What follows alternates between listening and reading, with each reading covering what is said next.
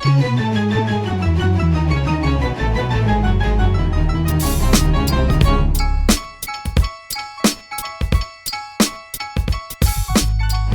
yo, check 1 2. This is Flavor Flav in the building. Welcome back to my show, the Flavor Flav Show, the original podcast, baby. And guess what? My next guest right now that I want to bring up into my studio, who I'm very excited to have in my studio and honored to have in my studio. Let me tell you a little something about my dude. First of all, he's from the UK. You know what I'm saying? For real. Not only that, but he's a stunt performer. You know what I'm saying? And a comedian. And not only that, but my dude happens to be a very bona fide celebrity. Now check this out, G. He's done TV shows, you know what I'm saying? Like the Wild Boys. You know what I'm saying? For real. And y'all gonna know who this is when I tell y'all this next part. Check this out, yo. He made a huge world's famous TV show called Jackass. Yeah, G. Y'all know who I'm about to bring to my stage. You know what I'm saying? For real. Not only that, but you know what? He's got a brand new movie coming out. You know what I'm saying? This October. Word up. It's called Jackass 4. Y'all got me? You heard me? So, yo, without further ado, being that now I gave y'all the clue, introducing to my studio right now, my man, the one and only, and the only one, Steve-O.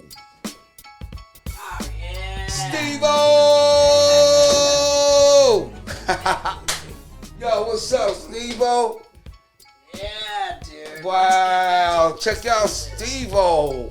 Wow, I got Steve-O in my studio right now, y'all. Y'all better watch out, G. This is getting ready to be a good one. Yeah, boy. Flavor Flav in the building. Yeah. You never know what I'm going to do next. You know what I'm saying? Well, guess what I'm going to do next? Right now, my boy Steve-O. Yo, thanks, Steve-O. Dude, thank you, Flav. Welcome to the Flavor Flav Show, baby. That's right, original podcast. And my guest today is my dude, no other than the jackass himself. My boy, Steve-O! Yeah, dude. Yo, Steve-O, what's up, G? Welcome to my studio, man. Thank you for coming through, bro. Thank you for having me, man. It is an impressive studio, dude. Thank you, man. And check this out. Like, we reached out to you, see if I could get you on my podcast. And then my booker says, oh, yeah, he wants to have you on his podcast, too.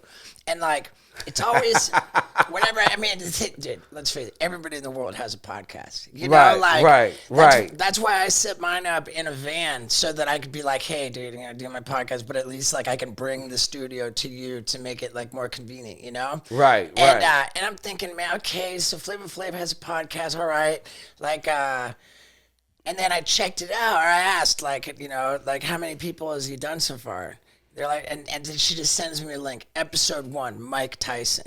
And I'm wow. Like, damn, dude. And dude, you have the same philosophy as I do, which is that there's so many people who have podcasts. I think there's like 2 million podcasts. Right, you know, right. Like everybody. A lot of people are doing podcasts right now, right. Steve-O. And it is so important to rise above all the noise by really getting killer guests and putting out a killer product. Yeah, I'm fresh and brand new out the gate right now. I'm just starting off. You know what I'm saying? It's in the all whole good. Line. And I mean, God is good, bro. You Sure, know what man. I'm saying? Hell yeah. I visioned for Mike Tyson to be my first guest, and God fixed it to where when I started doing my podcasts, Mike Tyson actually was my first guest. It's epic. You know? Yeah, I had him on mine too. Big. I love that guy. That's big, man. Yeah, Mike Tyson, man. He's the man. You know about my history with Mike Tyson? No, I don't. I'd love to hear about it, man. What's your history with Mike Tyson? Don't tell me you got in the ring with him and sparred with him. No, I didn't get in the ring and spar with him, but I did. He did break my nose. Mike Tyson broke your nose? Yeah, well, I How? can't, like, see, Would you with him? What did you do to Mike Tyson for him to break your nose? Because Mike Tyson ain't going to just come up to you and just break your nose for nothing, Steve. Right.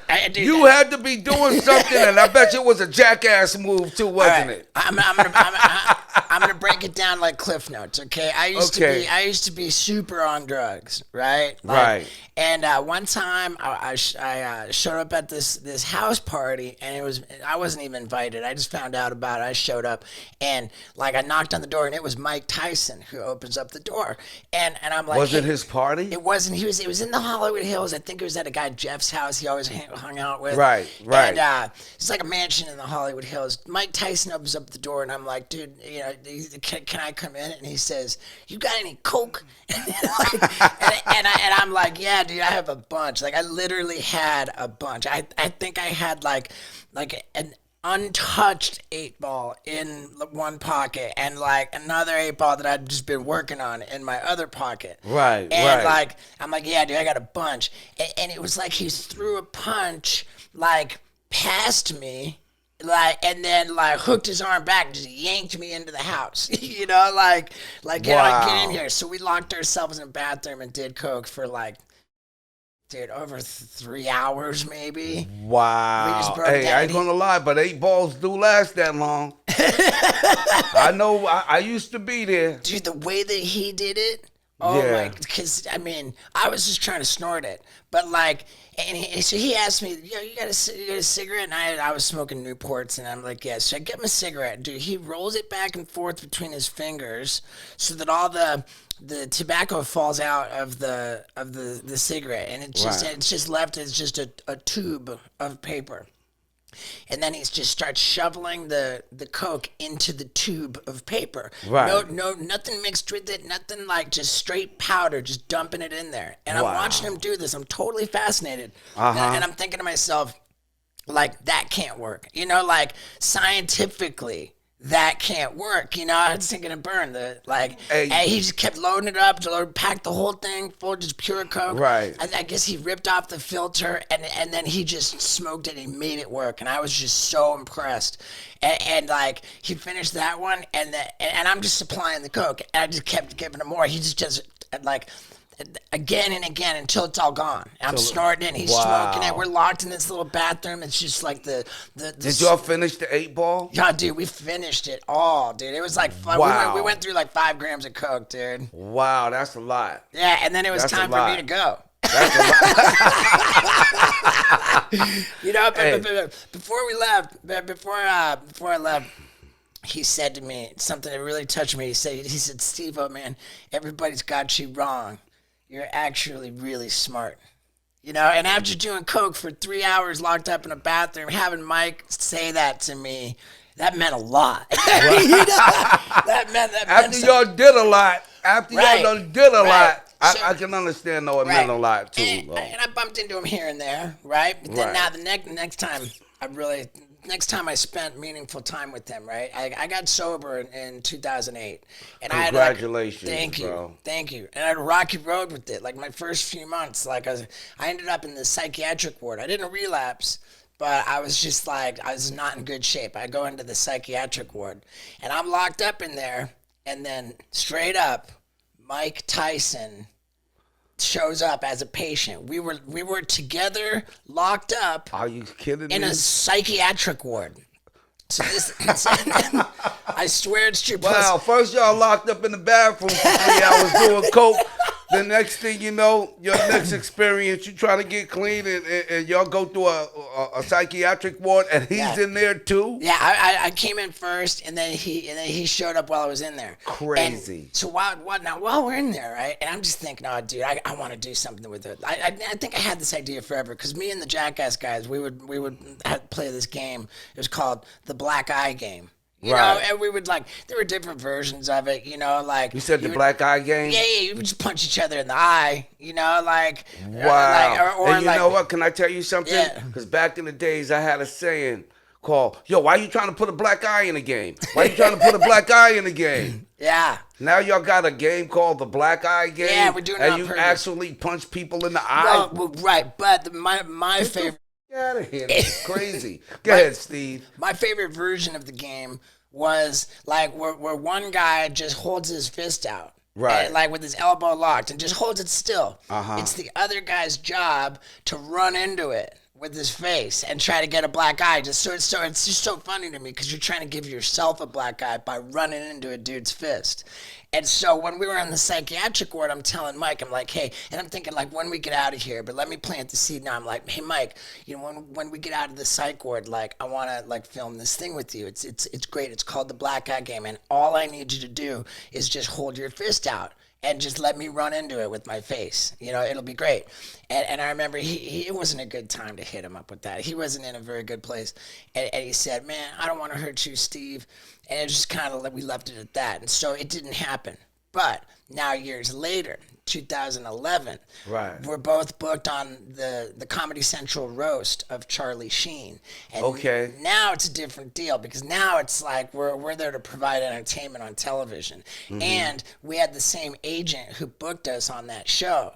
And so what I did is I said to that agent, I said, you are telling Mike Tyson that he's going to hold his fist out and I'm going to run into it with my face, and that's final. You know, and I pitched the idea to Comedy Central themselves. The producers loved it, and so people were coming at him from every angle. We talked him into it, and then he did it. He actually did it. And dude, he did it, and I straight ran across that stage. I dove into his fist, and like he held his ground there, and dude, I landed on the ground with my nose parked under my right eye, dude. It was so badly broken. So you went to give yourself a black eye on Mike and Tyson's fist, I got two black eyes and a broken nose. And you ended up breaking your nose? I got two black eyes and a broken nose. So you did both of your eyes on his fist? Yeah, I just posted a picture of it too, man. And here's the crazy thing. It sounds like a bad story, but it was actually a real blessing. Because before that... What type of blessing it is to get a... First of all, I mean, first of all, wow. Yeah, but here's the thing. Hey, first of all, knowing Mike Tyson is a blessing. Yeah, it is. You know what I'm saying? And what type of blessing is it for you to give yourself a black eye and a 100%. Broken nose? What kind of blessing is that, you're bro? You're not even gonna believe what a blessing it was. You are really a jackass. Dude, it was the biggest blessing ever, and I'll tell you right now. We had just filmed. This was 2011 when Mike Tyson broke my nose. But the year before that, actually a little, maybe a year and a half before that, we were filming Jackass 3D. Now, part of the movie for Jackass 3D, throughout the movie, every once in a while, Bam comes up behind different people, and he throws water in their face with one hand, and then sucker punches them with the other one. And then that was when the Phantom camera was new. You see the person with the water spraying and the face jiggling when he punched him, right? So Bam does that to me, but Bam broke my nose. Right, and I was like, Bam broke my nose, and I didn't do anything about it. I was pissed, but I didn't do anything about it, and I waited like 2 months, and that was after. Was it an accident? Well, he didn't mean to break my nose. He meant to punch you in the eye. He meant to punch me in the face, not break my nose. But he was drunk. He was drunk on the set, and you weren't even supposed to drink on the set, and that was bullshit. And I was pissed, but it was 2 months after Bam broke my nose, and I'm just fed up with it. I'm like, it's crooked. I don't like it, and I said I'm getting it fixed, and I'm making the Jackass production pay for me to go get my nose fixed. Right. And so I go to this fancy Beverly Hills doctor, and I'm like, dude, I don't like my nose being crooked. I want you to fix it. And the doctor says, I would love to help you, but it's already healed that way. He says it's been 2 months. It's already healed like that. He says, if you want me to fix it, then what I'm going to have to do is re-break it and then set it straight. And I heard that. I told the doctor, dude, I'm cool, man. I don't need I don't need any shit. I would have told the doctor the same shit. Yeah, I don't need that, dude. I'm good. So I lived with my crooked ass nose, and I, it wasn't that bad, but it was enough that it bothered me. And then there I am at the Charlie Sheen roast, right? I dive into Mike Tyson's fist. My nose is broken like a And I get up and it's under my right eye. It's gushing blood.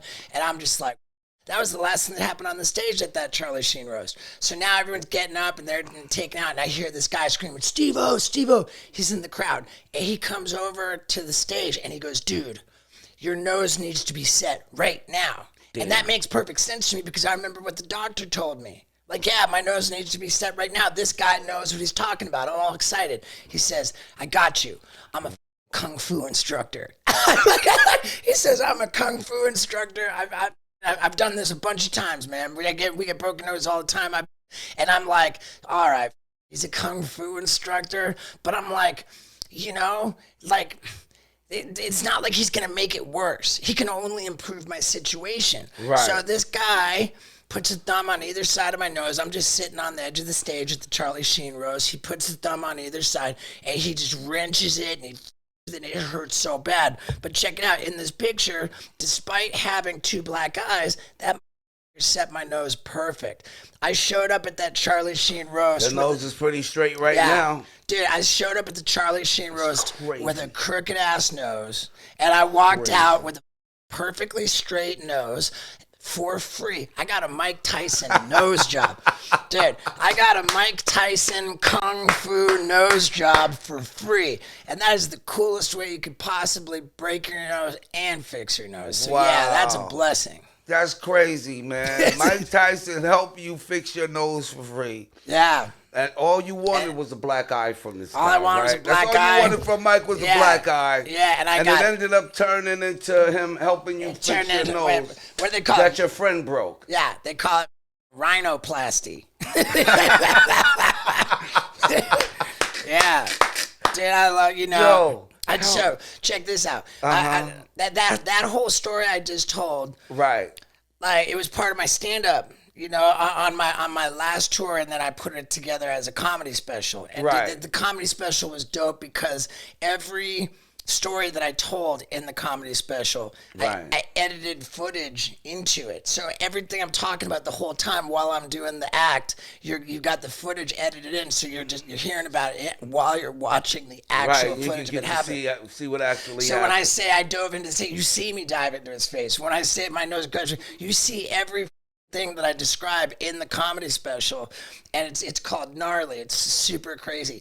But I tell you that because like all of my comedy is 100% true. It's always been true. And that's why, like, if comedians ever wanted to hate on Steve-O, if like Steve-O's doing stand-up now, oh great, you know, like anybody ever wanted to hate on me, they could my because my approach to it is authentic, it's legit. And not only do I tell the 100% truth in my stand-up, which makes it more interesting in my view. Right. Like, in a lot of cases, I got the footage. I'm not just telling the truth. I'm backing it up with the footage, which you watch while you hear the comedy. Right. And I tell you that because it's 100% true. I had a joke about Flavor of Love. Come on, let me hear this. Come on, man. You gotta tell that right now. And now. It's 100% truth. And this joke, I don't think it ever made it on one of my comedy specials. I got 2 comedy specials out, and now I'm on a tour called the Bucket List Tour. Well, you know what? It might not have made your specials, but I know one thing. You know what? I can't remember if it did or not. Maybe it did. It's going to make my show. I know that. Right now, it's going to make my show. I can't wait to hear this. There's no reason why it shouldn't have made my comedy special, and I can't remember if it did or if it didn't. But here's the story, and it's 100% true. Like, there was that time, and you started the movement with Flavor of Love. You started a phenomenon in reality TV. The format of Flavor of Love, Rock of Love, Daisy of Love. This shit was just printing money for VH1. Right? And like... And I would explain in my stand-up, I'd say for anybody who doesn't know how this show worked, it was pretty simple. They would take, a fairly famous guy, and then they would have him living in a house with like 30 different chicks, and one at a time he would throw them out. He'd be like hooking up all over the place, throw them out until there's just one, and then he's supposed to be with that one. Right. Like I did with Flavor of Love. Yeah. Yeah, Right. like Bret Michaels did, you know, and I mean, it doesn't sound like a really bad setup. You know, you got 30 It wasn't a hot bad chicks. setup. Oh, it was a Yeah. great setup. Trust Yeah. me, man. It Dude, was great. It was fun. you got It was 30 fantastic. yeah, I had a ball. dude, I remember dude. So the production company VH1, they were killing it with this format. And I swear this is true. They reached out to me about doing it the same exact format myself. Wow. Like where, like, I mean, if you think about it, it would have been a great show because, like, it was Steve-O. Like, they want Steve-O's love. You know, like, what are they gonna do? Is he gonna make them snort wasabi like on their day? You know, like, the potential for that show to be awesome was there. I know a bunch of the girls that would have been on your show would have to be just as crazy as you in order for you to be able to match up with them. I mean, dude, I think they were right to reach out to me. And dude, it's funny. It's like, I would say, I don't know what they would call the show, like Steve-O of Love. Right. Flavor of Steve-O.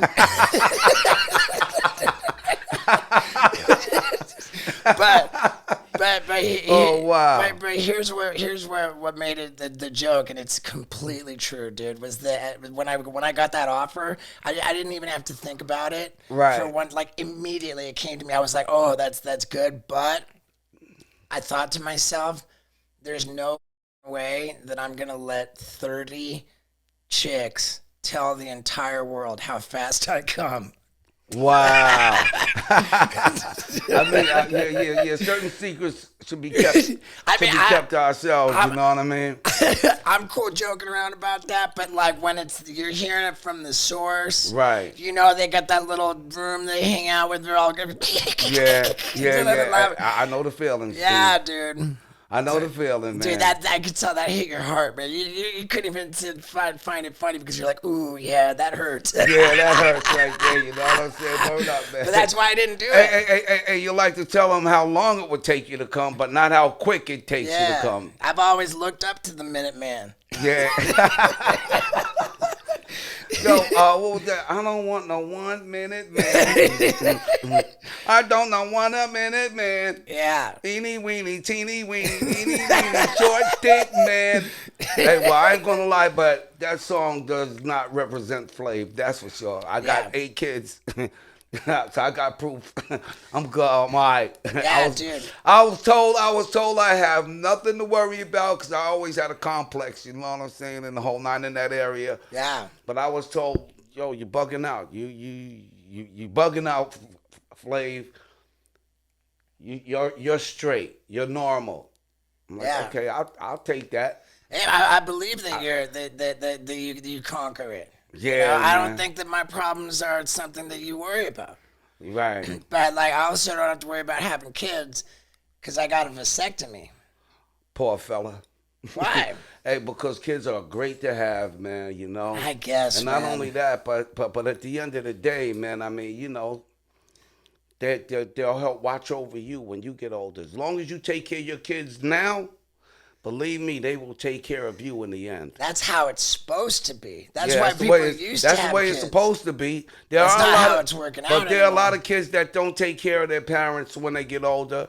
And the reason why is because maybe their parents didn't do the right things by them as they were growing up. I disagree. You know what I'm saying? I think that you could. And they do this will get heavy right here, man, which is okay. I don't mind like not telling jokes all the time. Like, you could be a good person, raise your kids right, you know, be a great parent, and still the disparity of wealth in our society and really around the world is just getting to a point where it's just up. Remember, you drive around LA, you see all the homeless encampments on the sidewalk and shit. Like, I mean, you could say, oh, they're drug addicts, they're mentally ill, but like at the end of the day, the reality is that it stopped being funny that like a fraction of 1% of the population has all the money and everybody else is hurting. You know? Yeah, but then too, you know, you got a lot of people, man, that have a lot of money, and they choose to live their lives that way too. Because there are some people down there on Skid Road. Oh, got money. They rich. It's just that is the way that they decided to take their life. That's But interesting. you got a lot of people down on Skid Row though too, man. That are just really poor, Right. and that are out there. Then again, you got some people out there on Skid Row that probably went through something mental and shit. You Right. know what I'm saying? And it just, I mean, made them feel like they have nowhere else to go. It's hard for them to get jobs. It's hard for them to really communicate with society. I You know get what it. I'm saying? I mean, you got some people that are really stuck in that rut, man, and those are the people that really need to be helped. I'm sure. But now, here's what I think is interesting, because Right. there's a guy who I've known longer than anybody else in the world. His name's Abdullah. I've known him since we were 9. Right. He'd going to school in London, England, in Right. fourth grade. I've known him ever since. This dude, he's Muslim. His family is from Sudan, and my house was kind of like a little like weird. And I spent a lot of time at Abdullah's house, and I would like pray to Mecca with him. Like I respected his deal from when we were little kids. He got great grades. He went to Brown University, Ivy League. He graduated with straight A's, 4.0. He went on to Cornell Medical School, and then he became a pediatric surgeon at the Mayo Clinic. He's inventing ways to operate on babies that aren't even born yet. He's doing surgeries on babies in the womb. It's unbelievable. And like, I went a little different direction, but we stayed close the whole time. Right. So now one day in Minnesota, because that's where the Mayo Clinic was, I was there on tour, and we're hanging out, we're playing some pool. And he used to kick my ass. Now he can't kick my ass anymore. But I'm kicking Why, his you that ass good in in pool? Yeah, and I had this conversation with him where I said, "Yo, I'm thinking about getting vasectomy. I don't think I want to have kids." And he says, "What? Man, I don't get it." I said, "Well, I'll put it to you this way, Abdullah." I said, when our parents graduated from university, Right. our university diploma meant placement in the career of your choosing. You were set. And then for our generation, it didn't really guarantee that much. It would be helpful. But now, the way I view it, the level of opportunity in America, in the world, has dwindled, man. Where now, if you go to college, you get a university diploma, all that means is just debt, dude. You're buried in debt, and the opportunity's not there. And I was Right. like, I don't want it on my conscience that I'm going to create a human being to like struggle, and I'd rather help someone who's already here Right. than create a new person to have a bad go at it. I was like, that's not going to be, that's not going to make a happy person, all this struggling. What Abdullah said was impressive, and I think you'd probably agree with Abdullah. He said, in Africa, with all the poverty, with the famine, the disease, Right. he said, with all of that going on in Africa, do you think people in Africa are any less happy? And in my view, I'm thinking, yeah, they're less happy. He says, they're not. And I understand from a spiritual, intellectual place what Abdullah meant to say. What he was saying is that the cause of happiness, the inspiration for happiness, is not wealth, health, prosperity, like accomplishments. What creates happiness is love.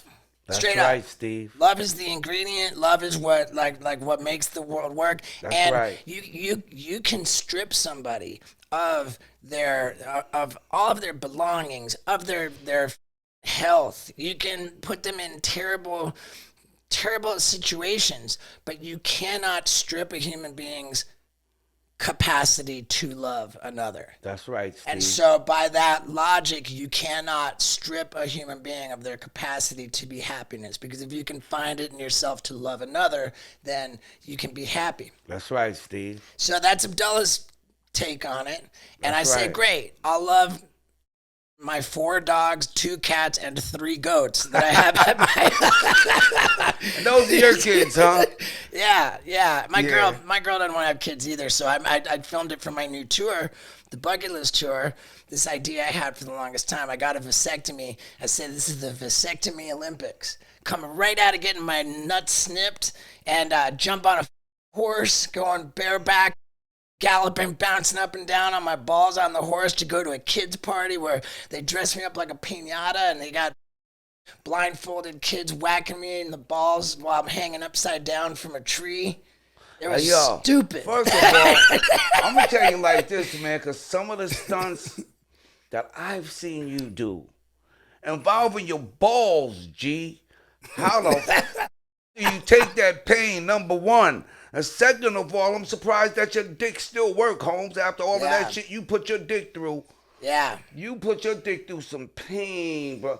I mean, one thing that I notice about you, you love pain. You love feeling pain. I don't know that I love pain. Where does that come from? I mean, why? Yeah. Now, I don't... Because a lot of the stunts that I've seen you do on your show, and a lot of things that made your show what it is, was a lot of things that you've done, and it's painful. You know what I'm saying? The average person, man, couldn't take a lot of the shit that you put your body through, bro. I understand that, and it's so simple, man. This that like what makes me tick is so simple, dude. Like, I'm an attention whore. That's all there is to it, man. I have an overdeveloped need one thing about me too. I love being the center of attention. I love being the man that everybody talks about. At the end of the day, you know, they going home telling their families or whatever, good stories, you know, about the man. Everybody wants to be the man. Yeah. I love attention, but there's certain types of ways to get that attention. And the way you get it, bro, this shit is crazy. Yeah, well. You are him. Do you hear me? Can't nobody do what the you That's do. what I went for. And ain't nobody has ever done what you've done. That's right. And you've made it out of a lot of situations too that a lot of people wouldn't even make it out of, bro. For sure, man. But you know, I man, to that point, the situations I made it out of, it's a toss up. What was more dangerous for me, whether it was my career professionally or my personal life, just being off the rails with my lifestyle. It was all crazy, and the fact that I'm alive. You know, I never thought I'd be older than 30, man. Well, you say you are an attention whore. That's what makes me tick. Why use pain to get your attention, though? Well, I think, I'm a super attention whore, and it's not necessarily like, okay, everything isn't about pain as much, but yeah, that's a big piece of it. And I think that from like a primal sort of instinctual like place, human beings are highly compelled to turn their attention to the misfortune of others.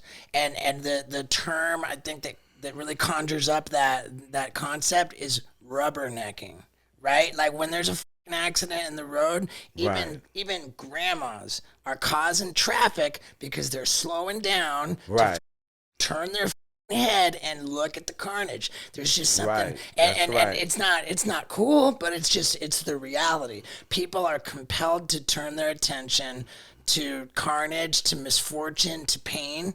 And so, like, by that logic, it makes a lot of sense. What we've done is just sort of manufacture that thing that we know people are compelled to look at. So if you want attention, put yourself in a painful, a dangerous, like some kind of catastrophic situation. Even grandmas, they might not admit it, but they're going to watch. Hey, y'all, let me tell you something, man. I've seen you do the most craziest shit that I've never, ever in my life would ever see another human do, or things that another human would ever think about doing.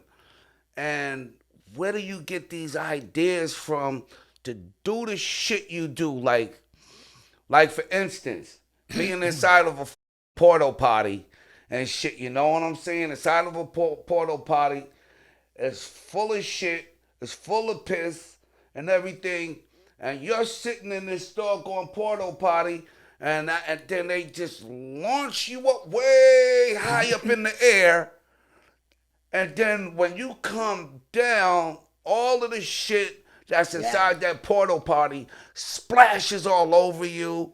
Yeah. And where do you get the ideas to do this shit from? And not only that, but let me ask you this.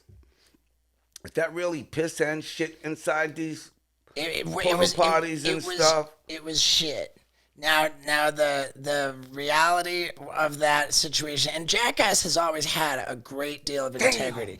I can count on one hand the number of times where anything was cheated on Jackass, and the porta potty bungee was not one of them. The thing was, though, that shit was real. Yeah, it I was real, but with one minor distinction, which is that per OSHA, which is like the federal regulatory laws for like like the way shit's got to be, and OSHA rules apply to movies. Right, so we're making a movie. What does OSHA mean? I forget what the Occupational Safety and Hazard Association, maybe, like something like that. Okay. So okay. there's this. It's a governing body that determines like certain shit that you cannot do in a movie. Right. And one of those things that you cannot do in a movie is like have a lot of contact with human shit. However, the loophole is totally okay to have all the contact that you want with dog shit.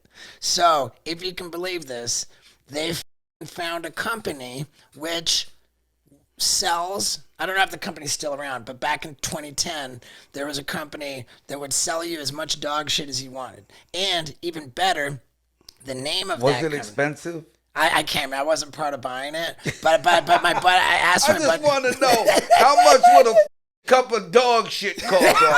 A pound of that shit cost. Dude, wow, that's crazy. They got a lot of dog shit for that, man, to fill up the porta potty. And I think they were ready to do it multiple times if they didn't get it on the first take. So I think they bought a lot of dog shit.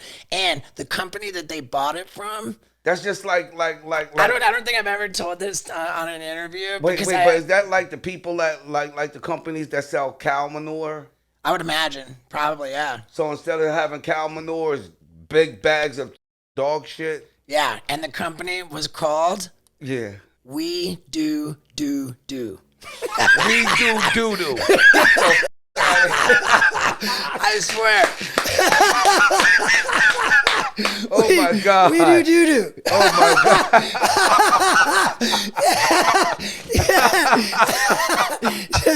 Yeah. And then yo, Steve-O, y'all from Jackass, G. I got Steve-O in my studio. Just to let y'all know, G.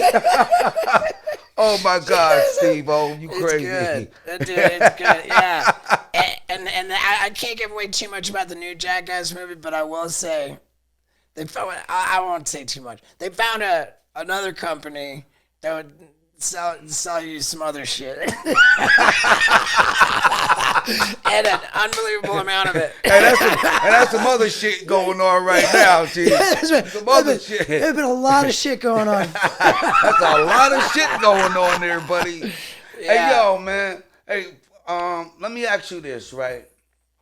Because you said something, man, too, man, that touched my heart, bro. You've been clean and sober now for 13 years, man. How's that journey going? Because I just got really clean and sober.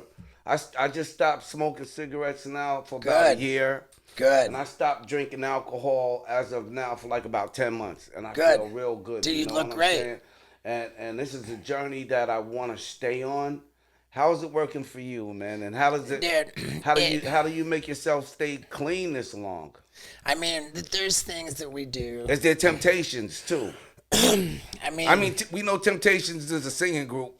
Sure. But the Temptations that make us want to relapse. I stay close to like the community of people. You know, that's the one thing about alcoholism and drug addiction. We can't fix that shit alone. That's right. We can't fix that shit alone. That's my That's experience. right. You know, that's You what. didn't get on it alone. Dude, there's the You back. wasn't alone when you got on it, so you can't fix it alone. Right. You're right. And you know, going back like millions of years, whatever, from the first time that they crushed grapes, like they're alcoholics, and when people manifested as alcoholics, it was just considered a death sentence. Basically, it was just like there's no way to, there's nothing you could do about it. You know, they would lock people up in asylums, which is like psychiatric ward for the rest of your life. You know, just give them a lobotomy or whatever, because there was no solution. And then in the 1930s, you know, these guys were like, okay, if we, you know, if we help other people get sober and stay sober, then that'll keep us sober. And that was where this whole movement of recovery started. And so I just like don't try to like put a spin on it. I don't try to do it any other way. I do it the way that's been proven, and I stay close to it. You know, like I give a about it, and the reward for me is just off the charts, dude. Let me tell you this. Like I think because I've seen you in the news where it's like, oh, I got in some trouble with this, got in some trouble with that. It's I've had my days. It's always sad, you know. Right. But that's right. But I think that you and I are way luckier because our shit's so bad, right? Like, I mean, I think it's fair to say that you and I are people that can't f around with it. We tried with if we think we could around with alcohol and drugs just a little bit, then okay, next thing you know, we're in jail. Next thing you know, this happened, that happened. And not only that, but then also the next thing you know, we're hooked again. Yeah, for sure. After we done took all of this time to unhook ourselves. Dude, you open that little cage, one crack, the whole gorilla comes out. That's right. And you can't tell the gorilla to stop you. That's right. It's gonna stop when it's ready to stop. When it stops, that's right. Yeah. And like, so that's the thing, man. But I say that we're lucky because we cannot handle it. Like shit gets, for me, I cannot with it. Like it's all on the line. And I'm more grateful than anything for the fact that I got alcoholism and drug addiction so bad that I had to do something about it. Because the people who are not lucky, the people who are in the worst shape, are the people who have alcoholism or drug addiction just a little. Right. Just a little. They got it bad enough that it slows them down, that it fucks up their relationships, that it stops them from accomplishing what they feel they should be accomplishing. That's right. But they don't have it so bad that it urgently has to be addressed. So it doesn't get addressed. So it just continues year after year. That's right. And these people with the years slipping through their fingers. That's right. And then the years turning into decades. And then they're looking at themselves and they're like, now I'm straight old. My whole life just slipped through my fingers and I was blowing it the whole time. The whole time. Whereas in my case, you ask me how it's going, and I'll tell you that going back 13 years, like, you know, my shit went off the rails, and it went off the rails so bad I had to do something about it, and I did do something about it, and I've stayed, like, disciplined about, you know, taking care of my sobriety, and as a result, I don't have my time slipping through my fingers. I take my time and I'm focused with it. You know, I might do crazy shit like have people shoot dog shit in my ear, but that's what I choose to do. I make the calculated decision and I focus my time and my effort the way that I want to be doing it. Right. And like, I don't have distractions. I'm like wasting my time getting loaded. I don't have, creating wreckage. I'm like, no, dude. And I'm not chasing chicks around either, dude. I got a girl, man. You know, I had all kinds of trouble with sex shit too, and I had to address that as well. So now I'm like laser focused. You know, I'm not wasting time on shit. I'm just getting things done. And now I'm 47, dude, pushing 50 years old, and dude, I'm on fire. Like, I haven't even peaked yet, is how if I can finally feel that way. I'm like, dude, I'm building on everything I've done. I'm building, I'm just like making smart decisions, and I'm fucking using my time wisely. So do you feel like being clean and sober now it made business life better for you? Dude, it's like cheating. It's like so your business life has gotten a whole lot better now. Yes. Since you've been clean and sober. Yes, and it had to. That's great, man. Back when I was loaded, I expected that I was just gonna fucking be dead. I honestly, I wasn't even tripping over saving money Right. because I didn't think I had shit to save it for because I could not see any possible future where I didn't die. Right. So what am I going to say? I don't need any money. I was careless. I don't care, whatever. And then I ended up getting sober. The first thing that came first, and that was the only priority I had. I made that my priority. That's all I worry about. But then over the years that follow, now I'm staying sober. I'm taking care of myself. Like, I'm kind of healthy. I'm starting to think, dude, this is the scariest thing that struck me. Like, damn, now I'm taking care of myself. I'm living right. I'm doing the right shit. I might live for like a long time. I might only be like halfway through my life, and I'm an attention whore for a living, and like that might dry up. Like, damn, now I gotta get good at business because now I got a potential 50 more years that I gotta be able to take care of myself and eat, so damn, now I gotta get focused and get smart at business. Steve, I just want to say, man, from the bottom of my heart, bro, I commend you, and I'm happy for you being clean and sober, and not only that, but more so, I'm proud of you, bro. Thank you, man. Real proud of you, bro. And you know what? All of the days that you're seeing clean and sober, I want to be able to see those days too.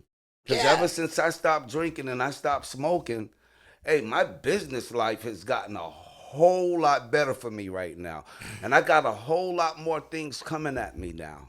Yeah. You know what I'm saying? In the whole nine. And I ain't going to lie, but half of the shit that you do, I'm surprised that you're still clean and sober because some of this shit'll make you want to drink and do drugs, man. The shit you go through, man. Right.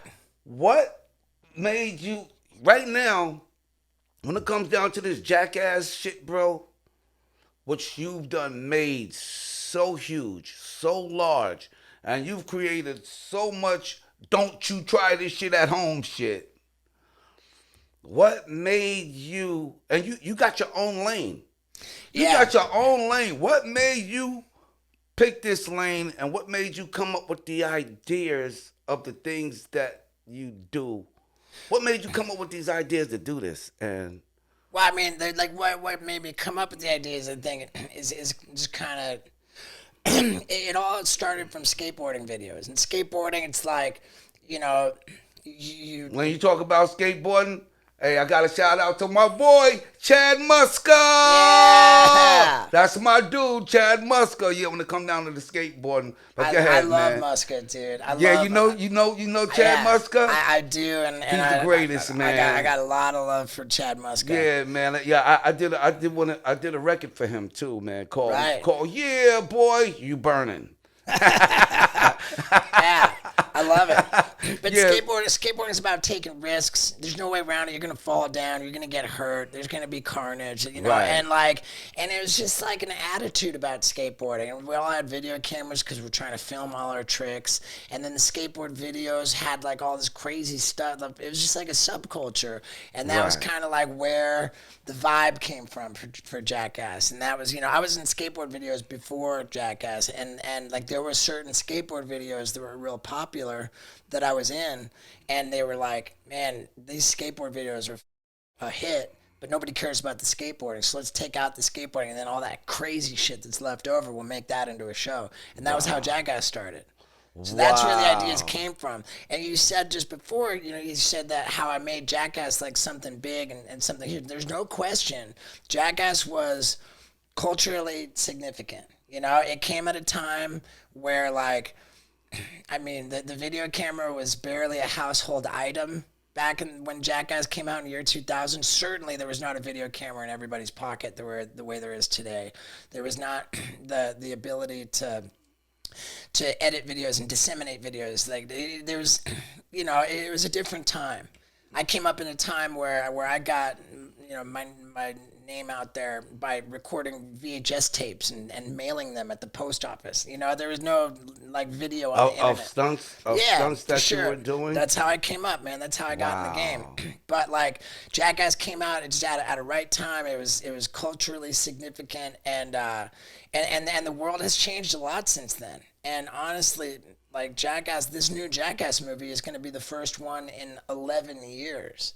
You know, it's almost like digging up something that really hasn't been active for over a decade. Right. And I like you said, you were proud of me for sobriety. Yes, I And am. In the world of recovery, people like my community of sober people, I think that we would all say that pride, that being proud isn't like very helpful. They say that pride leads the procession of the 7 deadly sins, and that rather than be proud of our sobriety, that we're grateful for our sobriety. That's a distinction. But No I can't doubt. help but be very proud of the fact that even though there has not been any Jackass shit coming out for 11 years, that I, separate from Jackass, have built my own momentum, my own career in comedy, my own whole deal. I've kind of set myself apart, and I've built myself up, and I've worked really hard, and now here I'm in a position where we got a new Jackass movie coming out, but I got so many different business initiatives, so many people working for me, creating content, doing all this exciting shit that I want to do. Right. And like I said right when we started the podcast, man, I'm killing it, and I'm so stoked. You've had other Jackass movies too. Yeah, this will Right? be the 4th one. This will be the 4th one. How did the other 3 do? How did they do? Oh my God, the first one. I know they. I know you killed the box office, bro. Every single one of them was number one. Damn. Number one movie in the box office when they came out. Yes. I think that the budget for the first movie was like $6 million, and I think it made maybe like $50 million. Damn. I think the budget for the second movie might have been like 10 to 20 million. It made like 80 million. Wow. The third movie, I think it made like 100 million. Damn, you had a very, very good journey Margins. with this movie shit. Good margins. But then again, it's been 20 years, and there's only been 3 movies. So they were few and far between, and by staying active in between, that's where I've been fortunate. And that's because you have your own lane. Because nobody else is doing Jackass shows. And I don't think nobody has the heart like you, Steve-O, to do a Jackass show, bro. Yeah. I mean, that's why you needed to be on that show called That's Incredible. Because you're incredible. Well, thanks, man. And dude, I'm stoked for you too, man. Thank you, man. Thank you, man. And you telling me that you got sober, I almost didn't even need to hear you say that, because you look so good. Thank you, Steve. You look so good, and that's the thing, is that when we I'm trying at 62. 62. 62, man. I'm trying, man. It's unbelievable, you man. know? And I ain't gonna lie, but I want to try to double this, man. I want to see 62 again. So that's why I'm glad that I stopped now while it's early. You know 62 what is my favorite number. Straight up. When I was in Pop Warner football, it was my number as a football player, and I got this funny ass picture of me in my football uniform. It says 62, and in the world of sober people, there's a thing. It's called Rule 62. Never take yourself too damn seriously. You can take life seriously. You can take sobriety seriously. You can take shit seriously. You can care about shit. But you start taking yourself too seriously, then you're blowing it. And that's Rule 62. Wow, I never heard that one before. And I always took myself serious as being, serious to what I'm doing. Right. Serious to what Serious I'm applying about my what I'm life doing, to. yeah. Serious to always, wanting shit. Good shit, you know what I'm saying? Right. So I always took me serious. If I took myself as a joke, then I felt that I might not achieve a lot of the things that I achieved. You know what I'm saying? So I always took myself serious, but you got a different scenario to taking yourself serious, you know? I want to ask you about one of your team members. My man, Bam. All right. Yeah. Bam Margera. Margera. Yeah, Margera. Now, he was one of the original, people that helped you start with Jackass, right? He was one. And he's not with you no more. He was removed from the movie. What? I mean, What's going on with him? What's happening with Bam? That's been a pretty well publicized thing. I don't have any new information to add to the mix, but he's been having a tough time, man. And I think now he's working on getting sober, and I think that it took. So was it drugs that got him removed too? Drugs and alcohol? You say he's having a hard time. There's been like sort of a combination of mental health stuff and substance abuse, and I think that it took something as kind of heavy as this opportunity to be in the new Jackass movie kind of going away for him to kind of just reach that point where shit got real enough that he's ready to do something about it. And it takes some heavy stuff, man, for people to get sober a lot of the time, and a lot of people never do. But I think where Bam's at now, I think he's starting to put in the work, and we're all hoping that he is. All right, and the reason why I ask you this is because I know that these are things that the world would want to know. Sure. You know what I'm saying? Besides myself. Hey, I'm not. You know what I'm saying? So that's why, I'm not I mad. had to ask you this because I'm not the only one that would want to know this. I get it, man. And I'm not mad at you for asking. I'm like, I'm not the kind of guy who gives a about getting ass shit. I just that's kind of the situation, man. I think he's at a place where hopefully he's really starting to put in some work and get himself healthy, because that's all anybody wants, man. Yo, let me ask you this. So, what's the favorite part of your career right now? Is it the stunts do? Is it the movies, or is it comedy? Because you're doing stand-up comedy now too, right? I'm doing stand-up How's that comedy. going, man? Dude, it's killer. Yeah. It's killer, and I got my new I've got my new tour dates. I just announced some for my bucket list tour. And I've got my last special. I put it out during the pandemic. Yeah. I taped it before the pandemic. I put it out during the pandemic. Right. And that's something that's pretty special, man. It's the first multimedia comedy special. Right. Where the mother I'm telling the jokes. I'm doing the stand up. But as I'm telling the stories and the jokes, you're watching the footage of the shit I'm talking about, and that's never been done. Right. It's never been done, and I'm real proud of that one. And when I taped that, because it was going good, and it was going good just cutting the footage into the stand-up, and I was like, man, this is working great, but I want to do some new heavy over-the-top stuff to include as well. I'm gonna load it up. So I did this thing for the grand finale where I was trying to blow up my living room with me in it, and be like, yeah, What you mean blow it up? Well, I had been living in this house since 2014, and it was my crib was kind of the way I set it up. But then I found my girl. I found my girl, and I really love her, and I'm committed to her. So I didn't want to have her living in the house where it's everything's my shit and it's my bachelor pad. I was I want to redecorate this place and make it so it's not my house, but it's our house. But it's your house. Right, together. And so I'm gonna blow it up. You gotta blow the shit up and then reconstruct it. I want to blow it up so that the walls are all up. So we gotta repaint. We're gonna take it down, and my girl does art design and shit and prop styling. She's a set decorator and set designer, and so that was why I blew up the living room. The thing was, I was doing all these stunts with explosives in the living room and everything. I just kept getting away with it, and so I kept pushing it.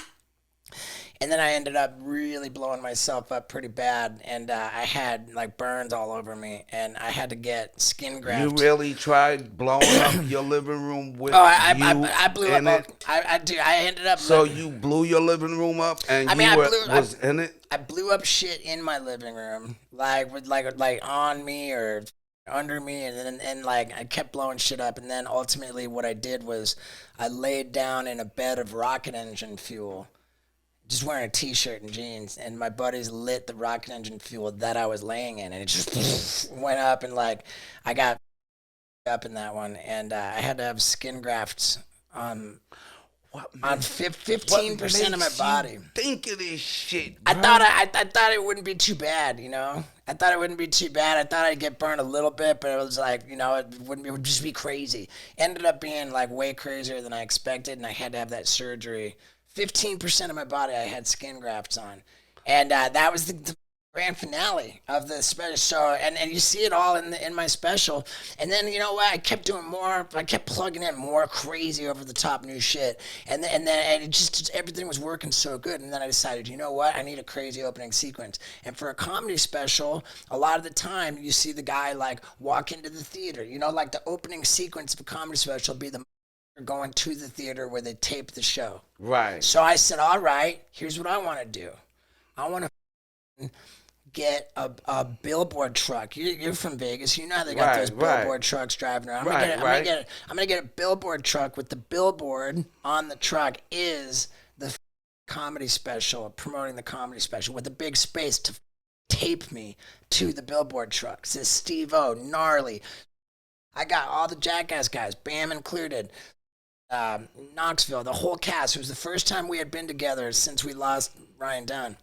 So they duct taped me to the billboard truck in LA. They duct taped me to that thing. I'm not coming down. I can't, you know.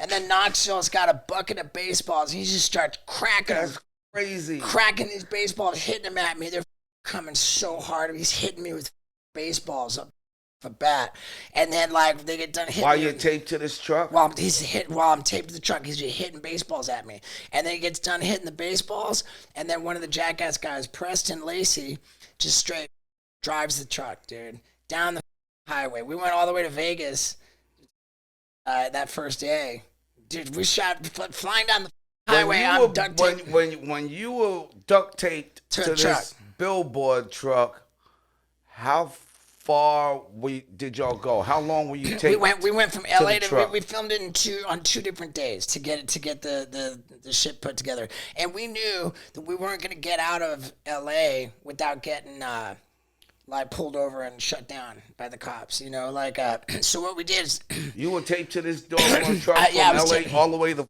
Vegas? Yeah, straight up. Are you kidding me, bro? I'm not at all. And the way Steve-O, y'all, I'm telling y'all, G, there's no other jackass than my boy, Steve-O. I got Steve-O in my studio right now, y'all. Y'all got to keep up with us. Go ahead, okay, Steve. So I'm taped to the truck.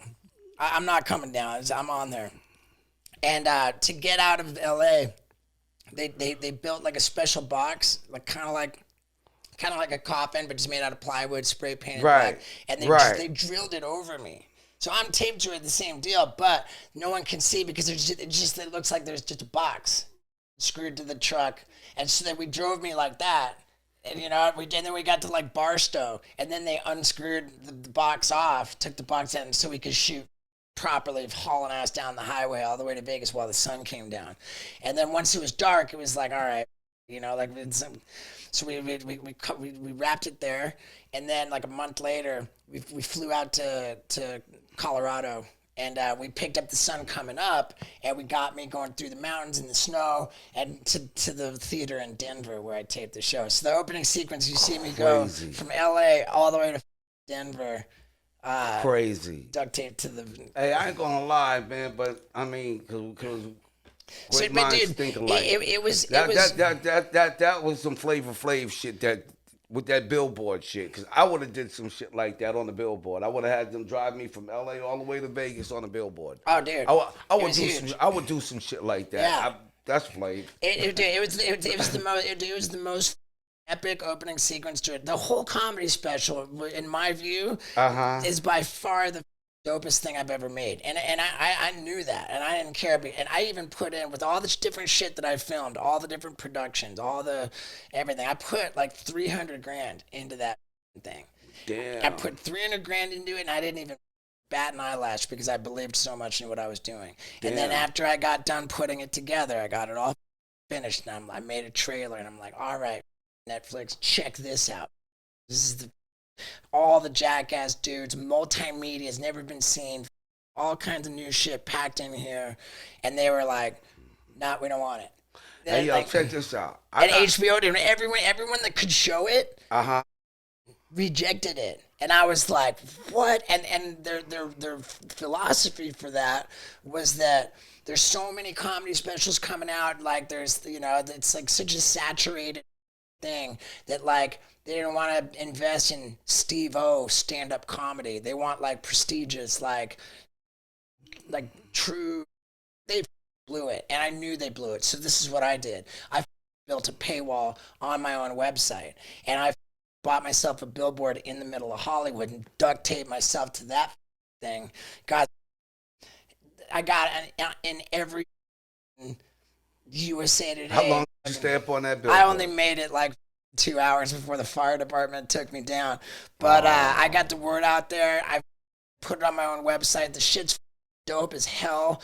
And I got all my money back. It caused a lot of attention, too. It brought a lot of attention. I think right now, like, I put $300,000 into it. And I know it's douchey to say numbers and shit, but I just want Netflix and everybody to know that they blew it so bad because the shit I made is so good. And it's at steveo.com. And I stream it there. It's super simple. You pay it, it streams. And the $300,000 I put in, yeah. I turned it into, so far, I think, like $965,000. Yo, so that's dope. I'm about to crack $1 million, and I still own it. And so Netflix, everybody, not overall, but just them for passing on that special, because now I proved what it's worth. And so when my bucket list special is ready to go, those know that A, they want it, and B, they got to pay. Hey, you know what I say, Steve? If you want something done right, you do it yourself, man. You'll get better results, man. It's not just that, but how people respond, how people react to defeat defines who they are, who their character. A lot of people get like, oh, I could have got butthurt when they all rejected my gnarly comedy special, but I didn't get butthurt. I doubled down and I started filming my bucket list. Right. And if anybody who's watching this right now thinks I'm full of shit, go to steveo.com and just watch the trailer for Gnarly. Right? Just watch the trailer. You have to click to say I am over 18 because even just the trailer is just filled with shit that is not okay to show to little kids. But and it's gnarly, dude. Check that out, dude. And I got a lot of happy people watching that shit at steveo.com. And so if you want to say, hey, Netflix blew it and up, and then head on over to steveo.com and check it out. I say the same thing that you say. It's their loss. It's their loss, yeah. Your game. Yeah. You know and you asked me what's my favorite part of my business, dude. I brought you Steve-O's hot sauce for your butthole. Wow. Yeah. This I've been doing killer in the hot sauce game, man. This has been the #1 selling hot sauce on Amazon multiple times. Because it's literally so good, man. Okay. It's a fun name, Steve-O's hot sauce for your butthole. Like Steve's hot sauce for your butthole. I did put a bunch of it in my butthole. Cause you did. You put a lot of it in your butthole. Yeah, like a whole bottle. Are you kidding me? Yeah, my girl did that. You gotta still be on fire, bro. Yeah, dude, this shit's good. I didn't make it. Yo. Yeah. Yo, can you see this? Oh my God. Dude, you're gonna love it, Flav. You're gonna love that, man. And if anybody wants to try Steve-O's hot sauce for your butthole, it's on Amazon and it's at steveo.com. But Amazon. Steve-O's hot sauce for your butthole. Wow, it's real, folks. Don't attempt to adjust your TV set. This is real. Yeah, you know what I'm saying? And I wasn't setting out to make it just like the hottest Thank ever. you, bro. I wasn't trying to just make it hot. Like I want it to be delicious. I use that shit. I'm crazy about it.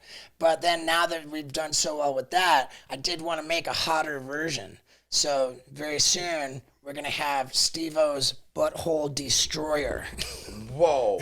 And that one is just like... I ain't gonna lie, but this thing is destroying my butthole right now. Just by looking at the bottle. Yeah, dude. Wow. Hey, yo, check this out. Now, you love doing stunts. I love getting attention. And listen, and I ain't gonna lie, but you're a crazy Right? I want to know, would you ever in life jump out of a plane without a parachute and let somebody with a parachute come to catch up to you? I'm so glad you asked because I already and- jumped out of an airplane with no parachute and nobody grabbed me. I just landed in the ocean. But how high in the Like, air were well, you? that was like 40 feet. Okay, 40 feet ain't bad. It was, But dude, that was, but right, I'm right, talking right, about right. like 40,000 feet. Right. Would You know what ever- I, you would know what you, I, Would you do that? You know how like people right, skydive? right, right. I've seen that, and it's like, all right, like, you know, Like you've seen people jump out the plane without the parachute, Yeah, and I've seen then it. somebody comes and grabs them. And I've seen it, and you know it's gonna work out all right because, like, you know, you kind of know how that's gonna end. But here's what I did for my bucket would list you tour. do it? I mean, I wouldn't see the point in it. To me, Okay. like, it's been done. Like, number one, it's been done. Oh, So, all like, right. So you wouldn't. You, I'm not you trying really to- wouldn't do crazy shit that's already been done. I mean, it's You're like me. You want to be the first to do it. yeah. Now check out what I did do. Okay. This is the closer for my bucket list tour. Okay. And my bucket list, dude, is f***ed up. You know, I told you I got the vasectomy Olympics. Yes. I got a doctor, like, dressed up as a clown, putting a 4-inch needle in my spine to inject shit into my spinal cavity, which makes me go paralyzed while I'm sprinting. Right. Like, it's heavy, dude. I got a lot of heavy stuff, and the closer is this a skydiving stunt. Now, people have been asking me forever, like, oh, you want to go skydiving? Have you ever done skydiving? I'm like, dude, everybody does skydiving. Grandmas go skydiving. That's not a stunt. And I always said, and this was crazy because I only ever even said it to just get people to leave me alone about skydiving. I said, if I ever go skydiving for my first time, I'm going to be butt-ass naked, right, with a guy strapped to my back because you have to have the tandem guy your first time. Right. So butt-ass naked with random dude strapped to my back, and I'm going to be furiously jacking off. And I'm going to time it so that so that right at the point of no return, when I'm going to blast, that's when I fall out of the airplane. So I go falling out of an airplane 15,000 feet, coming all over the place. Yeah. That's Not a only tough that, but one. you'll be coming all over the instructor that's on your back, too. Yep. I don't know if he's going to want all of that shit Dude, on. that's why it's the closer for my bucket list tour because, like, there are so many layers to it. Like, finding the company that was down to let their company be the company. Finding the dude who was down to be the guy strapped on my back. The logistics of actually getting that done in an airplane full of dudes. Like, there was, like, Yeah. like across the boards, that was the most challenging, most hilarious thing, and that's why it's the closer for the bucket list tour. It's called skyjacking. What's the you ain't that's the skyjacking. I heard of skyjacking before, but that's some real skyjacking right there. G. Yeah. What's the craziest stunt you've ever done? I mean, that one, like, The craziest it's all pretty shit. apples and oranges, man. It's pretty subjective, but my go-to answer is, even though it was only 40 feet, jumping out of that airplane with no parachute into the ocean, that up, dude. And it sounds cool. I jumped out of an airplane with no parachute into the ocean. Another time, I got choked unconscious, like properly unconscious 6 times in one day. And another time, I injected 5 ounces of vodka into my arm through an IV. So those are like my kind of my top 3, I think, because, like, they're just like, whoa, those sound crazy. Was that the scariest you've ever done? What was the scariest? You know, at a certain point, you just kind of max out. Like, the scary meter, like, gets to a certain point, and it's like, all right, you know, you done did Spinal this, Tap, you you can turn up to 11, but Yo, man. What the was it like getting hit in your face with dog shit. with dog shit? What made you want to do that, first of all? And I was watching it. I seen the shit, bro. He shot you. You took the dog shit. You put it in the mixer. Yeah, the blender, and you said, no, I don't want too much water. I ended up putting more water. You put a little bit of water in there, you mixed it up. Everybody was like, ugh. Yeah. Yo, put it inside of this air gun or some shit. T-shirt cannon, yeah. And then you sat beside this screen. Yeah, it was a kiddie pool. And whatever the that shit was. And you said, okay, 1, 2, 3. Yeah. Pow! All of this dog shit was all on your face and the side of your head and everything.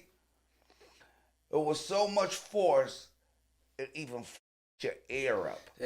Dude, my ear's still f***ed up, really, man. It's only been a couple days. What made you do that? What made you want to do it? I mean, it's a... Being the attention whore? Yeah, it's an attention whore thing. Yeah. I bought the T-shirt cannon to fill with poop as an idea for Jackass 4. Right. But the director wasn't into it, so... So I figured, all right, it. Like, I'll do it for YouTube. Wow. Yeah. Shit, man, you did that shit on my podcast, man. My shit will go viral. Yeah, I mean, I think this one will do pretty well. I tend to do pretty well on podcasts, man. I'm a interesting guy. So I see right now that you're about to be on the Discovery Channel. You know what I'm saying, for the Shark Week shit. Yeah, my bro got badly bitten. Huh? My bro got badly bitten on by that a show. shark. Yeah. Like, doing Shark Week show or it'll be just like swimming in the ocean. I don't know when this podcast comes out, but as we I'm gonna air this. This right here is getting ready to be aired in the next 2 weeks. Okay. Well, in the next 3 days, the show will come on. Like on July 11th, it comes on. And while we were filming the episode of Shark Week for the Discovery Channel, my buddy got bit on camera. It was probably the most well-documented shark attack in history. And and he was supposed to have been protected, or did he do something? Did he do something to where it's like? I mean, like they gave him rules and he didn't follow one, and his ass suffered for it. No. What happened, Steve? We were throwing a bunch of meat in the water, and the sharks are all in a feeding frenzy and climbing over each other. It's just crazy. And like there was like a ski jump, and he was dressed up as the Fonz trying to jump the shark on a wakeboard, you know? So like he comes getting towed behind a wave runner, and he goes off the jump, and he just landed in a feeding frenzy of sharks. He landed in the middle of all of the sharks. He landed in the middle of a bunch of sharks. Yeah, and it was bad because that was crazy. He could have got his ass eaten up. Well, he did. He had to have multiple surgeries to reattach all of the tendons and 2 severed arteries in his hand. Damn, Steve. His hand got mangled. And damn. Would you do that? I mean, I was up next for a stunt that was about the same deal. So if we filmed my stunt before his, that would have been me. Which sucks. Yo, y'all be doing some crazy. I mean, it all sucks. Y'all do this shit that I would never, ever in my life ever think of doing. Crazy. Yeah. That shit is crazy. Well, check this out. I just want to know, before we wrap up, Steve. Yeah. Because this is an honor, man. Well, thanks, bro. Being here to my show, man. I really, really want to thank you, man. You know what I'm saying, for coming through. And I just want to know, is there anything else, before we wrap this up, that you want to share with the world? You know what I'm saying? Is there anything that you would really like everybody to know about Steve-O? You know what I'm saying? And to all of the people that even have misconceptions of you and shit, you know what I'm saying? What would you really want people to know about Steve-O? I think that's an interesting question, and thank you. You know, I was talking to some kids at a rehab not long ago, you know, because that's kind of the deal. Like, we help other people, and that's what keeps us sober, you know? Right. So I was at a rehab. I was talking to some kids about staying sober, and after I got done talking to him, one of the kids said, hey, man, like, you're known for, like, being, like, real self-destructive, like, kind of crazy, and, like, you know, like, Does it bother you that you're known for all that and you're not known for like everything that you just showed us in here today? And I was like, man, it was a heavy question. And what I told the kid was that back in the day, like before I got sober, when I was coming up, like, and I thought I was gonna die, and I was just like, oh man, I might be dead, but I'm gonna live forever because all the videos I'm gonna make are so crazy, man. People are gonna be watching that shit after I'm dead, so I'll still be alive. I'm gonna be immortal. And and I was like, that's all I cared about was just attention, and I wanted people to still pay attention to me after I died. And the more like I grow up, the more I mature. Like I come to realize what's important.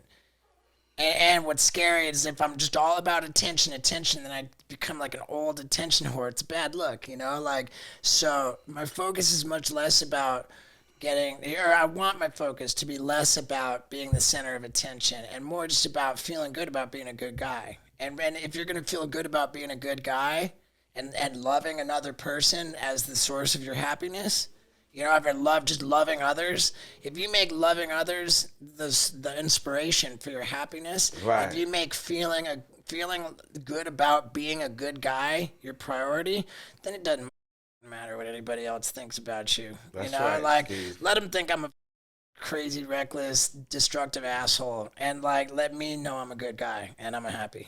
Well, I'm gonna tell you something, man. All these could think you're a crazy, reckless asshole all you want. But I know one thing. You got a heart, bro. Well, thanks, bro. You got a heart, bro, and you got love for people, man. And that's what counts. You know what I'm saying? That's what really counts, man. No matter whatever you do with your personal life, as long as you have love for others, man, that genuine love, man. You know what I'm saying? I give a about the universe, like I would say we could call it God or the universe, but I think here's the underlying secret. Like every religion, every like spirituality, like there's this concept they call it about oneness, like we are one. That's right. Right. That's and like right. my favorite way to describe that is we are all eyes in the same head. So if I f you over, I'm myself over. That's right. Like you gotta like love and respect others, and that I wish everybody looked at it that way, but they don't, and I don't care because I do. And you know what? That coincides with a speech that I usually always say at the end of our concerts when I go out to perform as Public Enemy with my partner Chuck D, and that's when W's in the band and everything. One thing that I'm about is a thing called unity. You know what I'm saying? And my goal one day is try to unite the whole world together as one.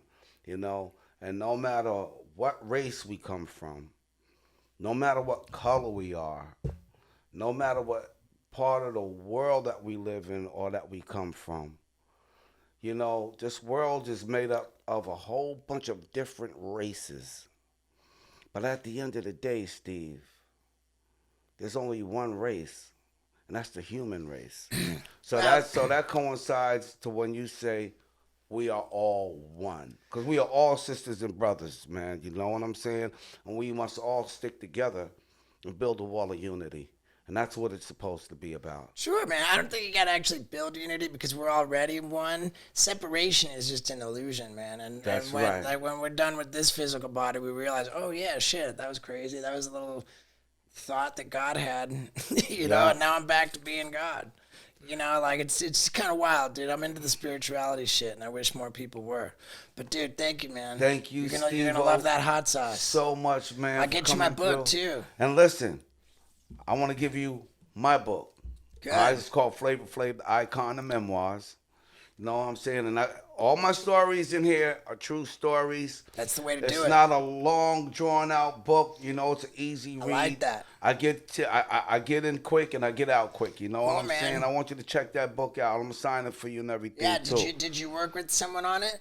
Huh? Did you work with someone on it? Yes. What I did was I spoke to a tape recorder, Yeah. and then I had a writer put it in writing form. And then you for revise me. each chapter, you bounce it back and forth. Yeah, that's what I did. Bounce it around and everything. And you know, Great, man. I want you to check out my book, man. That's my gift. Likewise, to you. dude. Steve, thank you so much, Hey, man, thank you. Once again for coming. Everybody, in the place to be. Rocking from the bottom to the T.O.P.